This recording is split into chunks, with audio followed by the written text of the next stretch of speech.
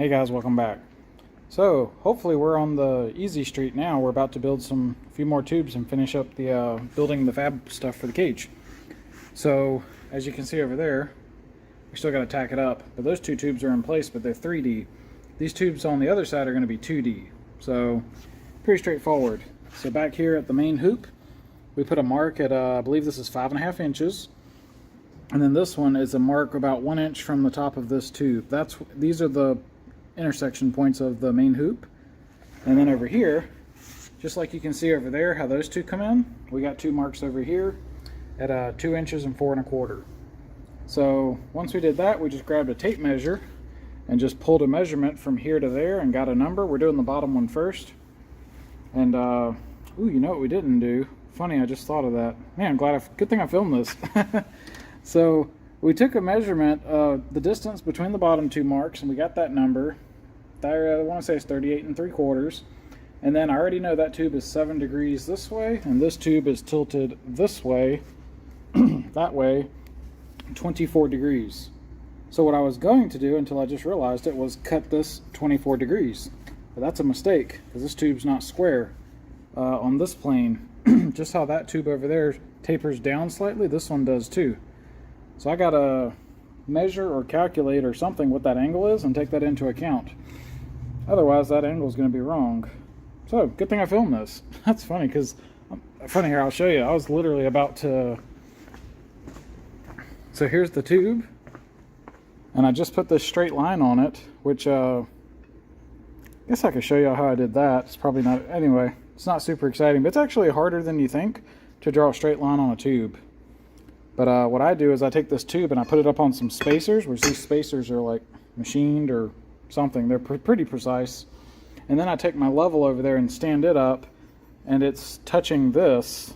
And I just put this behind it, so it's like this stops it here and the level sits right there. And then I can draw a nice straight line. I've tried a few other methods and nothing's really been perfectly consistent. But that seems to work. But anyway, here's our measurements. 24-degree lean back. 7-degree rotation, 38 3/4. We added a little bit because when you cut a tube like this, if you know your distance and you say, oh, well from here, well you got to leave some extra tube for the coping part to poke out. So we made sure and did that. And then we added a little bit for other stuff too.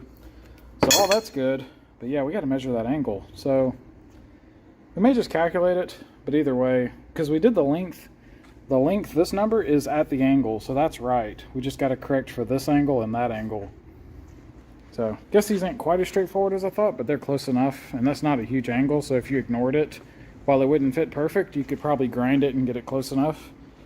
But anyway, interesting little thing. We're just going to calculate it. That should be easy, and we'll take that into account. Okay, so we started to try to calculate what this was. And we even tried to film it, but it's boring, so we're like, screw that, and we just took a wooden dowel and just laid it across the 2 points and dropped an angle finder. That's 4.5 degrees, so easy enough. So that means when we do this lean back, instead of 24, we'll have to add the 4.5, so 28.5 there. And when we do this 7-degree rotate, instead of it being straight, we'll put the 4.5 on it as well. So a little bit to keep up with, but at least we're doing a straight tube, not a compound bend 3D thing. Okay, so we just did the rocker bar for the passenger side. We pretty much nailed it. So it's a lot easier to do these when they're just straight tubes. So this back one, we did our 24 degrees plus 4.5, so 28.5. We did that notch. And what we did was we took some spacers and we put it under here to kind of put this where it goes. And I can move this. So that orange line, I kind of carried it over to show the side. And I put a mark on this, and I said, okay, that's roughly where that goes, the side of the tube. So you can see that you had your up and down right, like, you're not like too far up or whatever. So I got that close. Then I did the spaced it over here, but the tube was on this side. We hadn't cut this notch yet. And I adjusted the length of this. It needed to be slightly shorter than what I had calculated. So after we did our cut, what I did was I put another mark. Same thing I did on that side. I carried it over like that. And then, as we can see, that worked out great. We're basically right in the middle. So yeah, so I put these spacers to hold the bottom, And you can see that when this is in position, this lands right in position.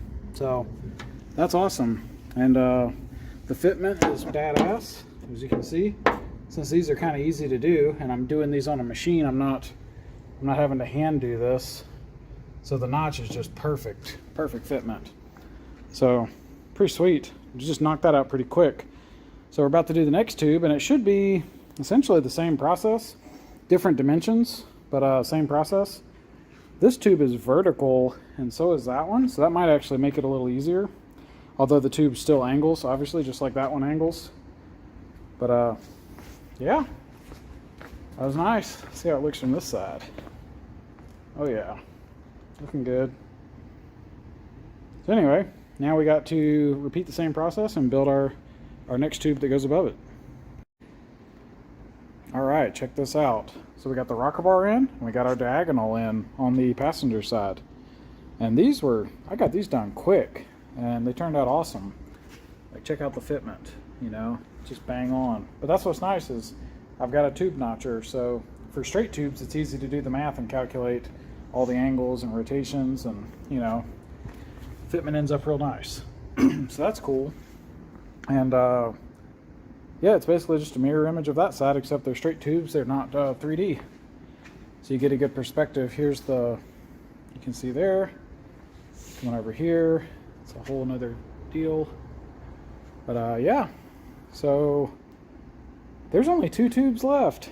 The rear ones, these braces, we're about to work on those. I can't believe it. I can't believe this. We still got a lot of welding to do. So we're not out of the woods yet. Also, there's about the worst gap on the whole cage. But anyway, we're going to do these rear ones next. I don't even remember what size tubes go here, so I got to go look that up. And I'm going to double check. I have a document that I made a while back just to make sure that I am not forgetting something. I think these are the last 2 tubes to go from there down to the to the back to brace the main hoop. I think that's it. I think everything else is in here. But we're going to double check, and man, this is looking good. So anyway, come back in a little bit.